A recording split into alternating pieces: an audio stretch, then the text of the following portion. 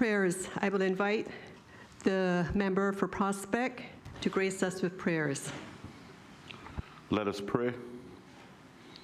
Almighty God, from whom all wisdom and power are derived, we beseech thee so to direct and prosper the deliberations of the Legislative Assembly now assembled, that all things may be ordered upon the best and surest foundations for the glory of thy name and for the safety, honor, and welfare of the people of these islands. Bless our Sovereign Lady, Queen Elizabeth II, Philip, Duke of Edinburgh, Charles, Prince of Wales, and all the royal family. Give grace to all who exercise authority in our Commonwealth, that peace and happiness, truth and justice, religion and piety may be established among us. Especially we pray for the Governor of our islands, the Premier, the Speaker of the Legislative Assembly, the Leader of the Opposition, Ministers of Cabinet, ex officio members, members of the Legislative Assembly, the Chief Justice, and members of the judiciary, that we may be enabled faithfully to perform the responsible duties of our high office. All this we ask for thy great name's sake. Let us say the Lord's Prayer together. Our Father, who art in heaven, hallowed be thy name. Thy kingdom come, thy will be done, on earth as it is in heaven. Give us this day our daily bread, and forgive us our trespasses, as we forgive those who trespass against us. Lead us not into temptation, but deliver us from evil. For thine is the kingdom, the power, and the glory, forever and ever. Amen.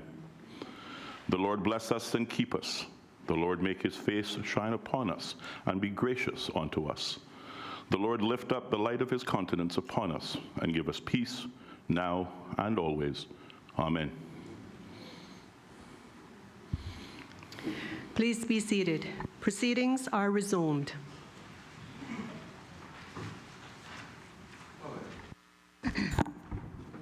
Administration of oaths or affirmations.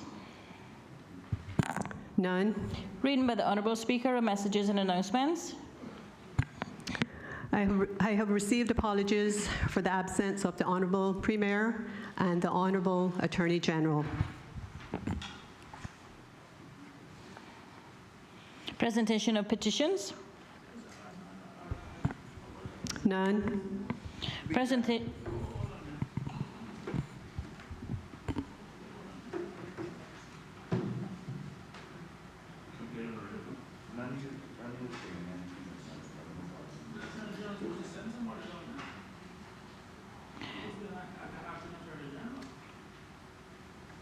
Presentation of papers and of reports.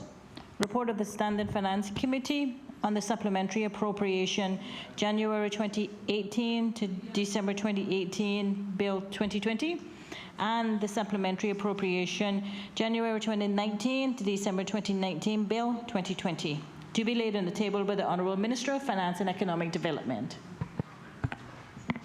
Honourable Minister of Finance. Thank you, Madam Speaker. Good afternoon, colleagues. I beg to lay on the table of this Honourable House the 31st of July 2020 report of the Chairman of the Standing Finance Committee with the respect to the Supplementary Appropriation January 2018 to December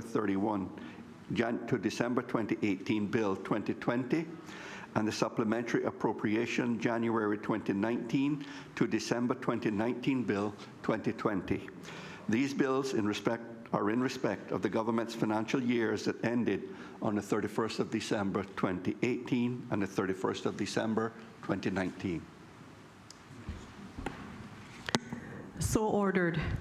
Does the Honourable Minister of Finance wish to speak thereto? Thank you, Madam Speaker.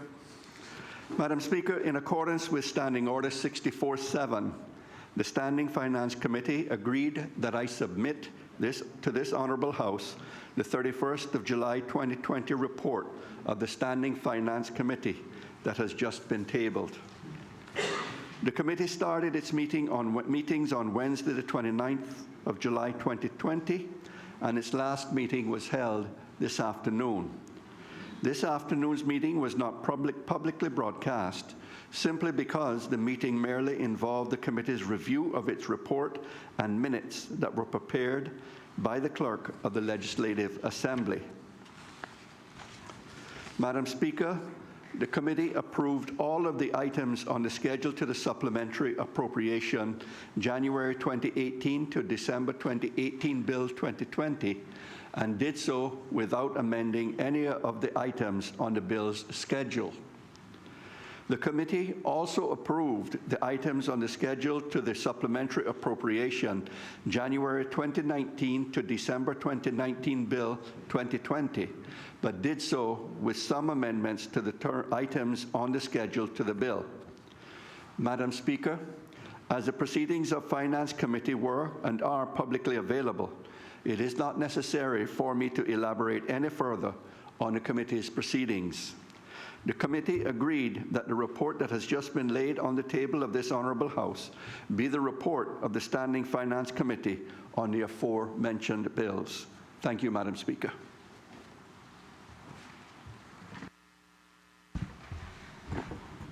Questions to Honourable Ministers and members of the Cabinet. The elected member for Newlands to ask the Honourable Minister of Commerce, Planning and Infrastructure. Question number 36. I call on the Deputy Leader of the Opposition. Thank you, Madam Speaker. Madam Speaker,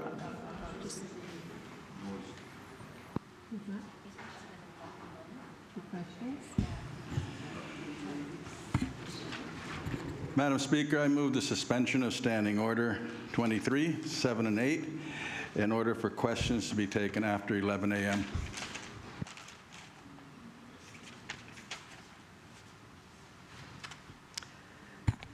The question is that Standing Order 2378 be suspended. All those in favor, please say aye. Aye. Those against? The ayes have it. Standing Order 23, 7, and 8 is suspended.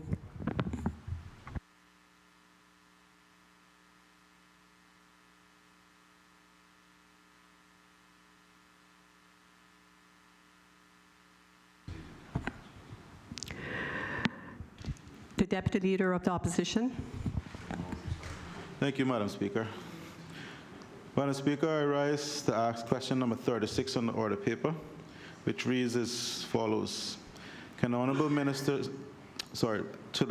Minister of Commerce, which reads as follows. Can the Honourable Minister say what are the Ministry's plans regarding the numerous LPP, land for public purposes, parcels across the Cayman Islands that are not maintained, not fit for purpose, and in some cases have become health and safety concerns for our communities? Honourable Minister of Commerce.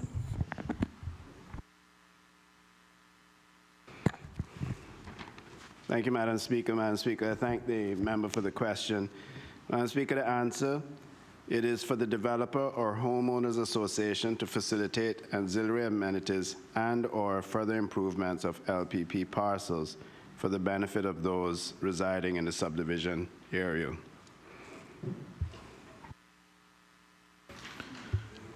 Thank you. Sorry. Deputy Leader of the Opposition. Thank you, Madam Speaker, and I thank the Minister for the answer. I wonder if you could say who is responsible for the enforcement of that requirement? Honourable Minister of Commerce.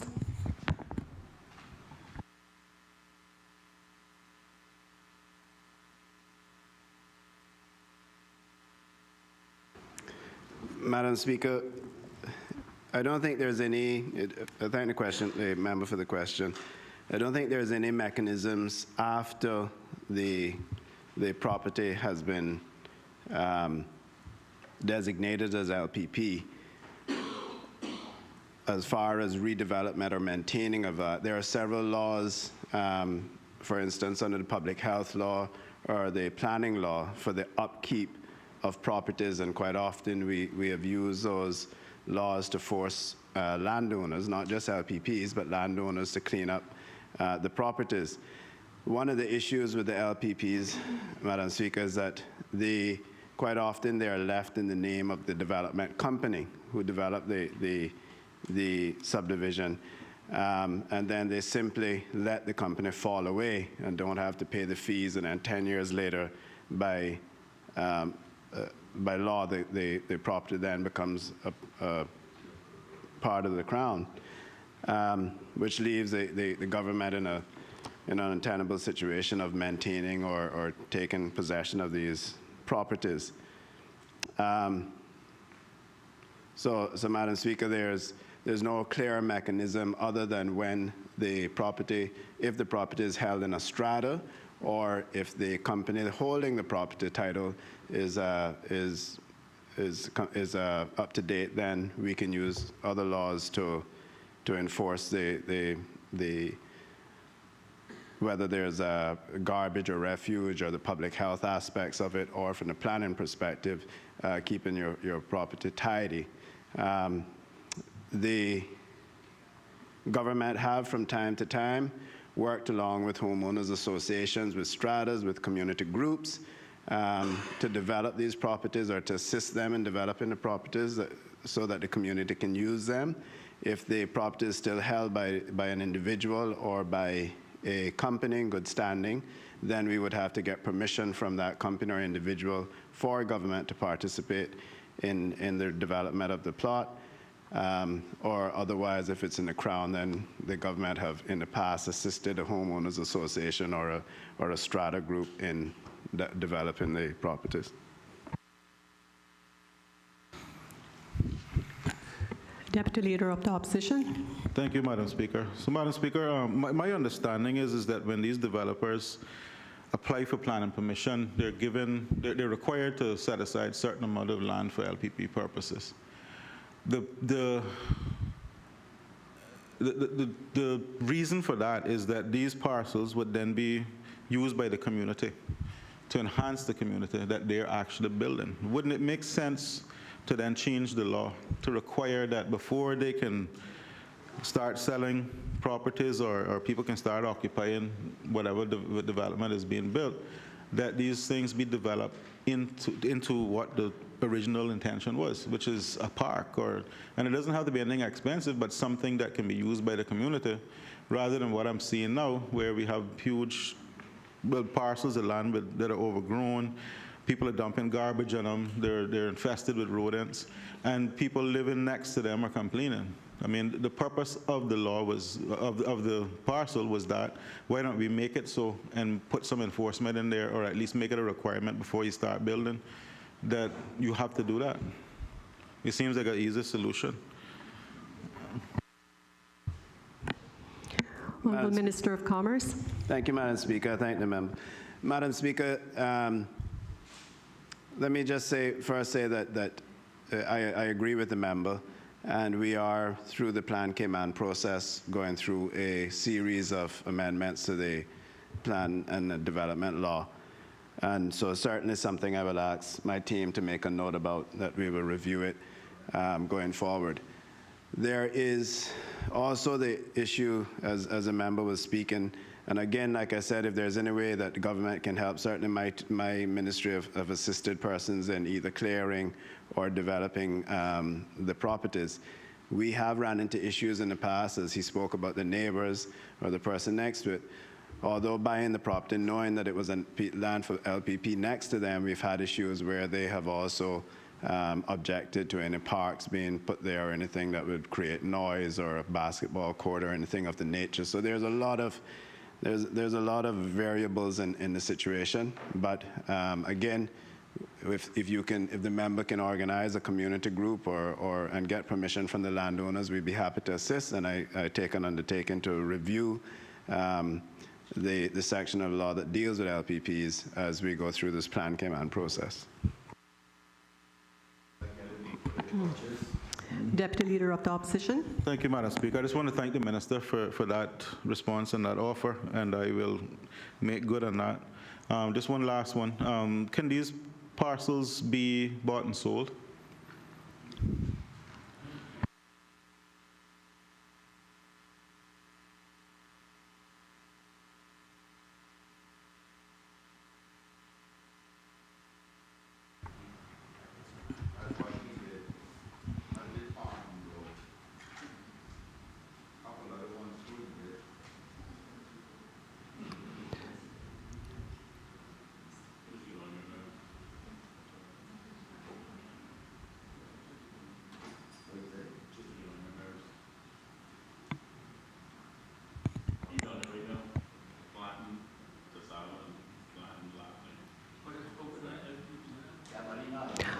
Honorable Minister of Commerce. Thank you, Madam Speaker. Madam Speaker, the development and planning regulations anticipate that there will be situations in which a subdivision has adequate land set aside for public purposes or a greater public benefit is derived from a cash payment in lieu of setting aside property for public purposes. In instances such as this, an applicant can apply to the Central Planning Authority, the CPA, to make a payment in lieu of designating land as LPP or to remove a LPP designation previously applied to an existing parcel. Regulation 28(2) through 6 establishes a procedure for undertaking cash in lieu of payments. Monies derived from either options are utilized for the acquisition of private land for public purposes and the improvement of lands used for public purposes, including recreation centers, transportation routes, and public rights-of-way. So there is provisions under the law to purchase back or to sell the property, but then that has to be invested back into other land for public purposes or for the community. Member for Georgetown Central. Thank you, Madam Speaker.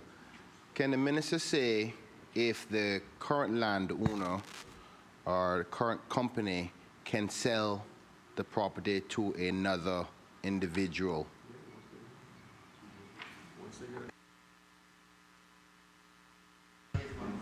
So, Honorable Minister of Commerce. thank you. With fears of opening up other questions. So we have instances, Madam Chairman, because all of these LPPs have not been registered as yet. I think the process started when lands went online, but it has not been completed. So we've had instances where companies have been struck or went bankrupt, and the courts ended up with the LPP property and then sold it to private individuals. Then the private individual is unable to build on it because it's designated under the CPA as LPP, and they don't find out about that, Madam Speaker, until they actually apply to planning to build on the property, only to find out that the property is LPP. So we have had to deal with a few instances. In many of these instances, other properties have been designated LPP, or there have been instances where the government have property in the area and remove the designation to that property because of the confusion with the transfer of the land, or government will have to buy it back because it's usually at no fault of the purchaser under those circumstances. But in any event, whenever there is a transaction involving a piece of LP land for public purposes, it has to be replaced either by the proceeds from that event or by the individual buying it. Member for Georgetown Central. Thank you, Madam Speaker. Can the minister elaborate on replaced by the proceeds? I think I heard him say earlier that those proceeds will go to other public open spaces. The money is derived by the sale. Is it specific to the residential area or just generic public open spaces across the island?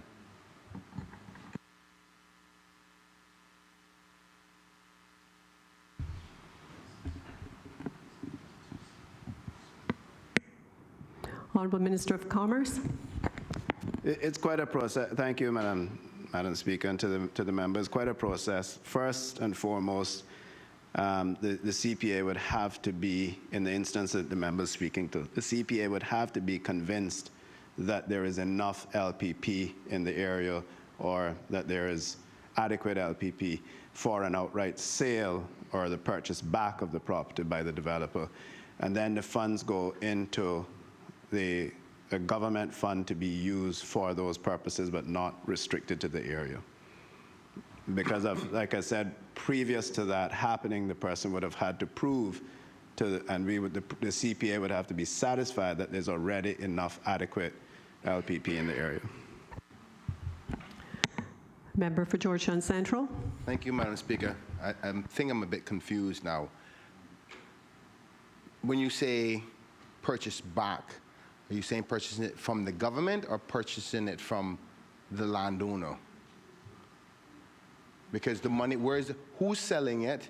Who's getting the money in these cases? Because if it's still in the name of the developer, that means they have to be the one selling it.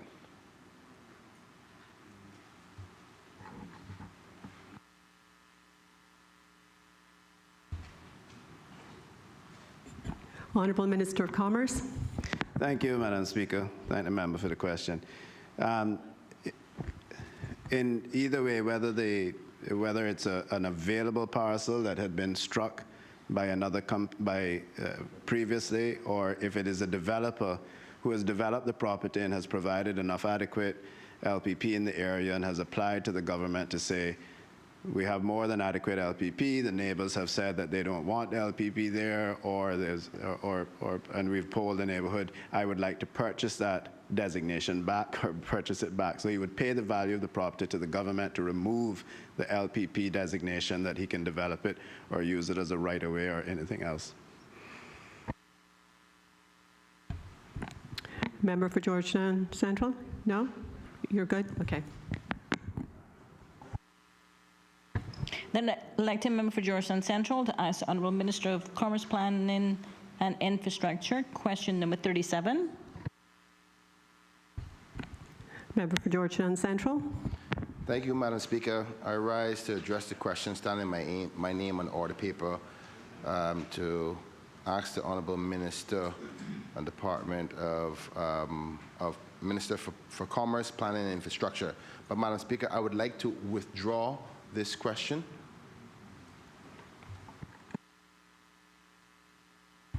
Is there a seconder? Yes, Madam Speaker, I wish to second the motion to withdraw the question. The question is that question number 37 in the name of the member for Georgetown Central be withdrawn. All those in favor, please say aye. Aye. Those against, no. The ayes have it. Question number 37 is duly withdrawn. Elected member for Georgetown Central to ask the Honourable Minister of Commerce, Planning and Infrastructure, question number 38. Member for Georgetown Central. Thank you, Madam Speaker. I rise to address question 38 on the order paper standing in my name to the Honourable Minister of Commerce, Planning and Infrastructure. And Madam Speaker, I would like to withdraw this question. Is there a seconder? Madam Speaker, I rise to second the motion.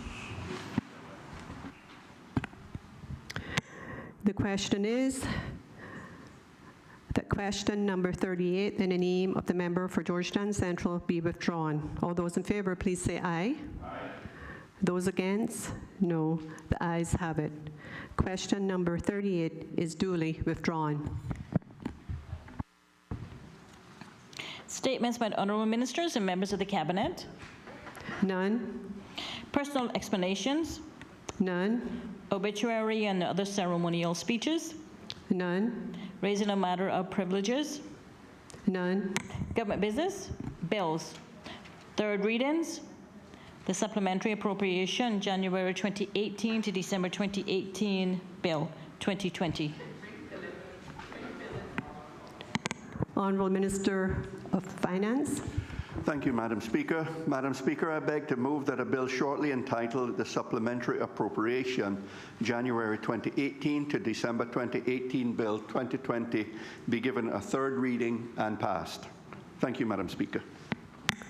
The question is that a bill shortly entitled the Supplementary Appropriation January 2018 to December 2018 Bill 2020 be given a third reading and passed. All those in favor, please say aye. Aye. Those against, no. The ayes have it. The Supplementary Appropriation January 2018 to December 2018 Bill 2020 has been read a third time and is passed. Supplementary Appropriation, January 2019 to December 2019, Bill 2020.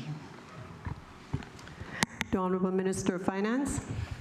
Madam Speaker, I beg to move that a bill shortly entitled the Supplementary Appropriation January 2019 to December 2019 Bill 2020 be, as amended during its Finance Committee review process, be given a third reading and passed.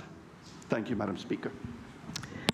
The question is that a bill shortly entitled the Supplementary Appropriation January 2019 to December 2019 Bill 2020 be given a third reading and passed. All those in favor, please say aye. Aye. Those against, no. The ayes have it. The Supplementary Appropriation January 2019 to December 2019 Bill 2020 has been read a third time and is passed. Other business, private member motions. Private member motion number 10 of 2019-2020, motion on customs duty on liquor and fuels, to be moved by the elected member for Northside. Elected member for Northside.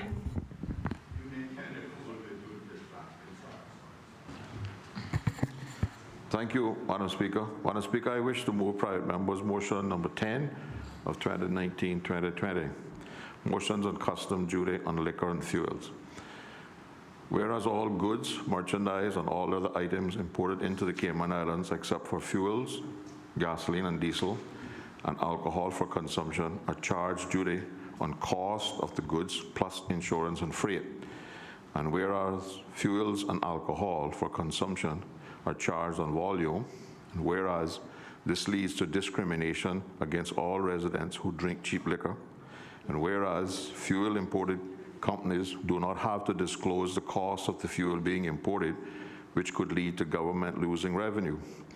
Be it therefore resolved that government considers changing the Customs and Border Control law to bring equality to the way duty is charged on fuels and alcohol for consumption to be in line with all other imports, that is, cost, insurance, and freight. Is there a seconder? I call on the member for Town West. Madam Speaker, I rise to second the motion brought by the member for Northside. Thank you. The motion has been moved and is open for debate. Does the member for Northside wish to speak there too? Thank you, Madam Speaker.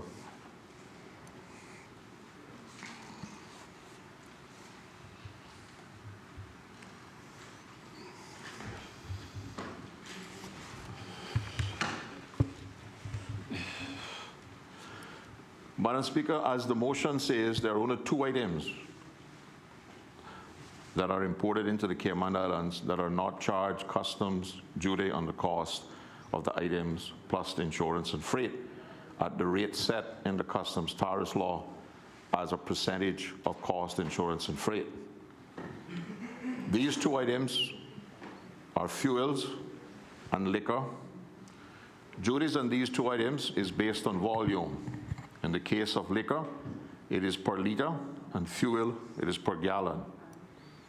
On liquor, it is $11.00 per liter for rums and $5.00 for wines. On fuels, it is 75 cents on all fuels except those used by CUC, which is 25 cents. Madam Speaker, unfortunately, I am unable to do any kind of detailed analysis or comparison on fuels, as it is a military secret what the fuel companies pay for fuel CIF. But I can do some analysis and comparison on what this flat rate of duty not related to CIF, that is cost, insurance, and freight, does to the cost of liquor. Madam Speaker, on this analysis on 1 liter of liquor at various prices as it appears in the customs tariff law,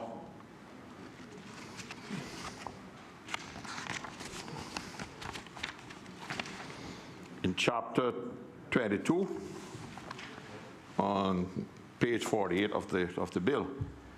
And Madam Speaker, if we look at 1 liter of rum, if I go overseas and I pay $4 for a liter of rum, and when I get to the airport, I have 3, I have to pay duty on 2, that duty rate is a flat $11.85. I've just rounded it up down for ease of calculations to $11, but the tariff law, I think, is specifically $11.85. So, Madam Speaker, on that $4 bottle of rum, I pay $11 duty. That's 275% duty. But so the bottle of rum then cost me $15.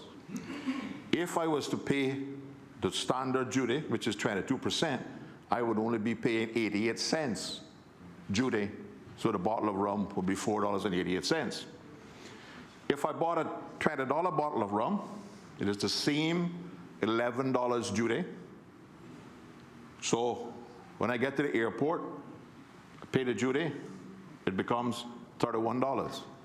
That's a 55% rate of duty that I'm paying on that 1 liter of alcohol. Under the standard 22% CIF, it would be $4.40.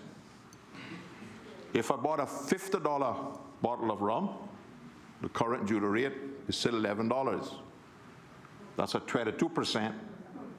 And if I pay the standard duty rate, it would be $11. If I bought a $100 bottle of rum, the standard duty is still $11, which is 11%. Under the 22%, it would be $22. If I bought a $500 bottle of rum, it would still be $11 duty, which converts to 2% duty. And under the 22%, it would be $110. If I bought a $1,000 bottle of rum, and that's not outlandish in today's rum cost, it would still only be $11 duty, but which would be 1% duty, and the 22% duty, I would pay $220 duty. So on those 6 liters of rum, government is currently getting $66 for the flat rate of duty. At 22%, government would get $368.28. That's a shortfall of $300. Now, Madam Speaker, it might be argued that we get more of the cheap rums, but there ain't too many rums you can buy in Cayman today that's less than $50 a bottle, if it got any quality to it at all. So, Madam Speaker, anybody who buys rum for less than $50 is paying more than the standard rate of duty for other items of 22%. And if you buy rum that is more expensive than $50, you are paying less and less and less duty. If we look at the way we handle tobacco, which is the other sin tax, cigars is 102%. So don't care what I pay for the box of cigars, it's 102%. If I pay $250 for a bottle of cigars, the cigars cost me $500, right? If I pay $1,000 for a box of cigars at 100% duty, box cost me $2,000. But it's not a situation because I bought a $1,000 box of cigars, I pay less duty than I pay on the $250 box of cigars.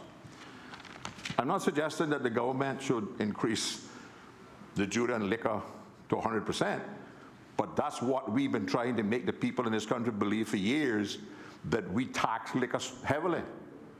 We're taxing the liquor that our people drink very heavily, they're paying 275%. But the liquor that the better off in our social economic are drinking, they're paying 1%, 2%, and that can't be fair. That's not the way, Madam Speaker, our system of consumption-based taxation is intended to work.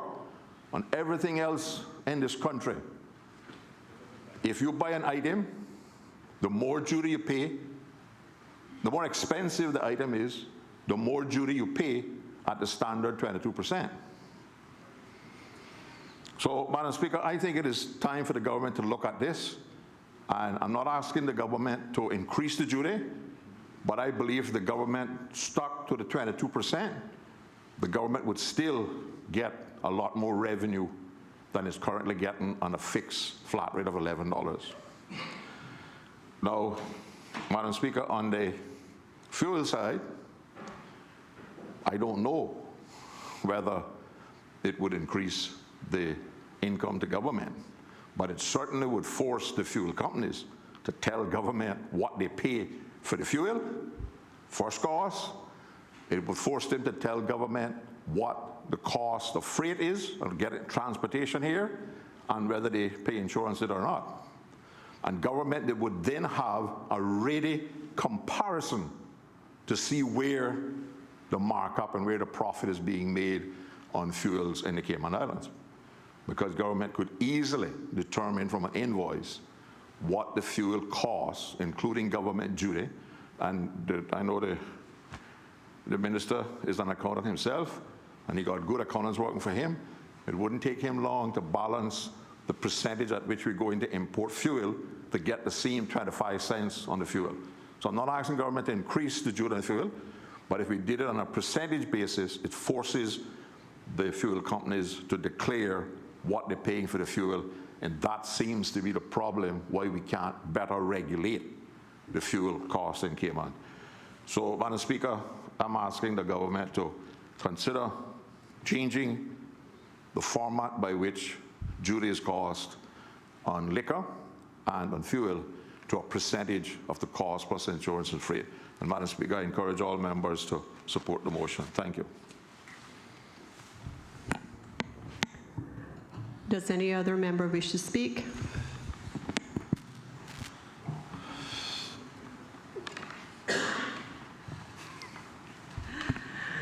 I call on the Honourable Minister of Finance. Thank you, Madam Speaker. It is Friday, and it is late in the afternoon. Madam Speaker, I rise this afternoon to respond on behalf of the government to the member for Northside's private member's motion number 10, 2019-2020 on customs duty on liquors and fuels. I have to thank the member for bringing this matter and highlighting it through this private member's motions. I've got to be honest, I learned something from him this evening. And I am grateful for you for what you have done in highlighting the issue. Madam Speaker, I am happy to say the government has considered the motion and we will accept it. And I know at this moment that there is a review actually taking place at this time with Customs and Border Control and with regard to the customs tariff law. And the intention is to have revisions to that that law, amended and amendments made and to be implemented before the end of the year. And so I'd say this would be one of the things that we would look at carefully before, in terms of making amendments to the law at this time. So I know too that there will be strong consultation between the Ministry of Finance, my ministry, and that of the Ministry of Employment and Border Control in trying to identify the proper way forward with this. But this is something that I firmly believe needs to be addressed and would be in the interests of the country and in the interest of the government to do so. So again, I thank the member and happy to accept the motion, Madam Speaker. Does any other member wish to speak? I recognize the member for Boddington West. Thank you, sorry, Madam Speaker. I just rise to lend my support also to this motion, and I'm very happy to hear that the government is actually accepting the motion. When the member for Northside first brought this motion to my attention and asked me to second it, and I started doing my own review, I was a little bit surprised. And one of the things, just to put things in context, especially with regards to the issue of beverages, when you look at the tax system that we use here in Cayman, it is consumption-based, which is one of the closest you can have to a flat tax to some extent. We're not a manufacturing country, we're not a production company, and country, and as a result, we don't use stuff like VAT, and also we don't even look at sales tax, those kind of stuff. And one of the things, as with any tax system, you also have to look at how efficient the tax system is in terms of actually collecting revenues. 1 second. So from that standpoint, Madam Speaker, despite what people want to say about our tax system, it is still also an efficient way in terms of collecting revenues up front as goods are coming to the country and everything else at a 22%.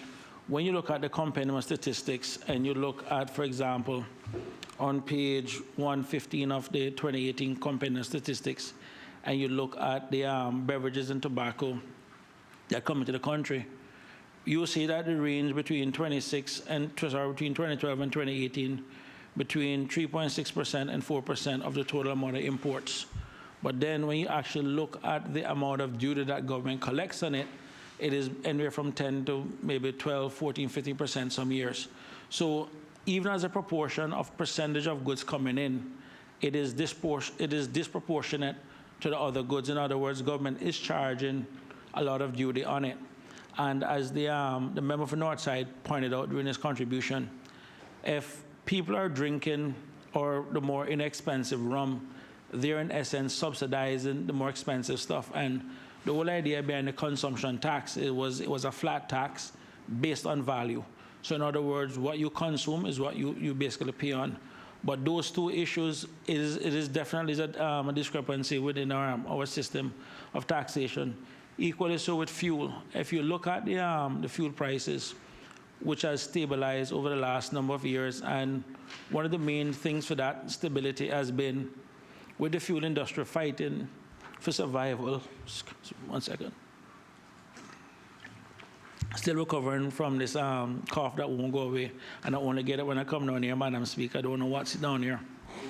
But, you know, yeah, when I'm at home, I'm fine. But the thing about it is we have seen some level of stability within the oil prices.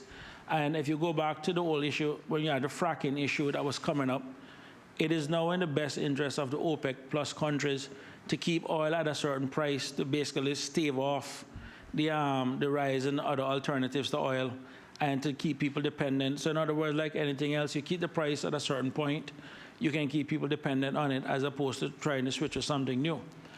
And if you look at the duty charge on the CUC fuel, the 25 cents that government collects, and you look at around the 130, 150 per gallon thereabouts, you realize that on the diesel side, the government is actually getting duty that is in line with around the 20% mark, anywhere from maybe 17% to maybe 22%, depends on the value of diesel at the time. But then if you look at gasoline itself, where, and I think we found out during the recent PSC from one of the wholesalers that the actual cost is about $1.50 CI a gallon when they actually purchase it. And by the time you add the 15 cents on, it's $1.65 landed here in terms of cost. That 75 cents that government charge on gasoline is roughly almost 45% of the actual value, which is twice what the government would actually do with regards to any other goods that was coming into the country. So it is a catch-22 because at the same time also, we have got to recognize that we don't have income tax, we don't have direct taxation, and the government still has to find ways in which to collect their revenues. And I think what the member from Northside motion is trying to do is normalize, I guess, the tax burden, because one of the things is, like we said, the objective of a consumption tax is to have some level of equality. It is, some countries don't like it because they basically say rich people do get away with it, because if they're paying goods on the, they're paying tax on the goods that they consume, they're buying the same bread that you and I buying, They're buying the same milk, by the way, which is duty-free, and they're still ripping us off with it, but that's a different story. In essence, they're still paying the same tax because we're all buying in the same supermarket. We're all basically buying the same goods. I mean, maybe brands may differ a little bit. So it is something that's worth looking at. It is unfair to people who don't make as much as some people, and I don't think that was the purpose of what we look for within the tax system. But one of the things I will also encourage the government to do, Madam Speaker, is to put the list out of all the items that are actually duty-free. And when people in this country see that close to 100 items are duty-free, and then see what they're retailing for in the supermarkets and elsewhere, it is nothing short of criminal. So if there's anything that this exercise will start doing, is start to showing the high prices that some people are actually charging. And as bad as the government duty may sound, I can be honest with you, Madam Speaker, when you do actually look at analysis, what some of the merchants are charging and marking up and getting away with it. And like I said, we have found that just recently in the PSC with regards to fuel, the 75 cents that the government is doing, what these guys are selling it for us for, they should be wearing masks and carrying guns because it's nothing short of robbery. So I am glad to support this motion, and I'm glad to see the government is willing to do this analysis. And I think it's about time we start changing the culture, not just of how we purchase things, but also at the same time, how we tax them in order for the country to survive. Excuse me, and make the revenues that it still needs to take care of the essential services that government provide. So with that, just wanted to add my contribution and thank the member for Northside for this, and also the Minister of Finance for accepting it on behalf of the government. Thank you, Madam Speaker. Does any other member wish to speak? Does any other member wish to speak? Does any other member wish to speak? If not, does the mover wish to exercise his right of reply?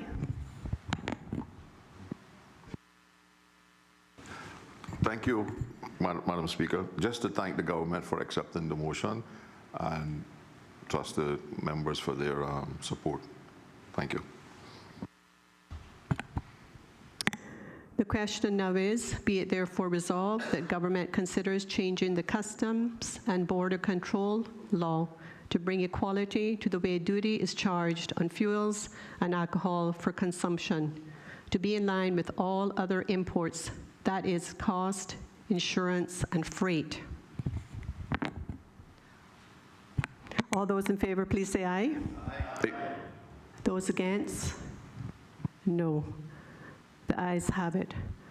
Private member's motion number 10, 2019-2020 is duly passed.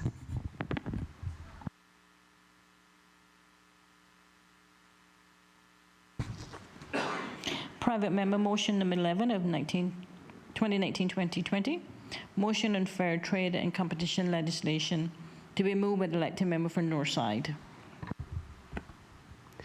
Elected member for Northside. Thank you, Madam Speaker. I seek leave of the House to defer motion number 11 of 2019-2020, motion on fair trade and competition legislation, until the next meeting. Is there a seconder? Madam Speaker, I rise to second the deferment of that motion as moved by the member for Northside. The question now is private member's motion number 11, 2019-2020, be deferred until the next meeting of the House. All those in favor, please say aye. Aye. Those against? No. The ayes have it. Private member's motion number 11, 2019-2020 is deferred until the next meeting of the House.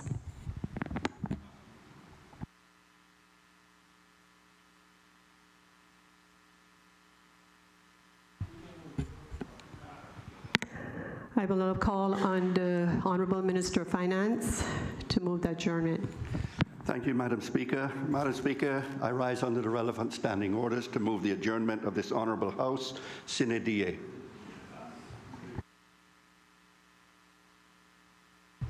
The question is, this House will now adjourn sine die. All those in favour, please say aye. Aye. Those against? No. The ayes have it. This Honourable House stands Adjourned. Sine die.